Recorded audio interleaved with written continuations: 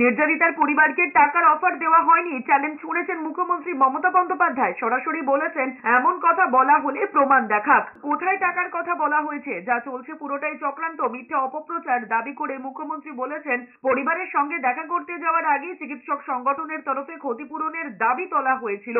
Supreme কোর্টেরও নির্দেশ রয়েছে। বাবা মাকে বলেছিলেন মৃত্যুর বিকল্প ক্ষতিপূরণ হয় না। তারপরেও কোনো দিন মনে করলে মেয়ের স্মৃতিতে কোনো ভালো কাজ করতে চাইলে বলতে সরকার পাশে আছে, কিন্তু তা নেই। টাকার অঙ্ক নিয়ে বিভিন্ন মাধ্যমে অপপ্রচার চলছে। আর অনেকে বলে বেড়াচ্ছে না আমি টাকার কথা বলেছি, আমি মোটেই বলিনি। আমাকে প্রমাণ দেখা, কোথাও আমি টাকার কথা বলেছি, মেনশন করেছি? মিথ্যে কথা, কুৎসা, অপপ্রচার, চক্রান্ত। সেদিনের ভিডিওগ্রাফ প্রত্যেকে আমি নিচে নামার পরে প্রেস করেছিলেন, প্রেস কনফারেন্সে প্রেসের সাংবাদিকরা ছিলেন, আমার সাথে সিপি ছিল, এবং আমার পরে আবার তার বাবা মাকেও আপনারা জিজ্ঞেস করেছিলেন, সে রেকর্ডও আমাদের কাছে আছে।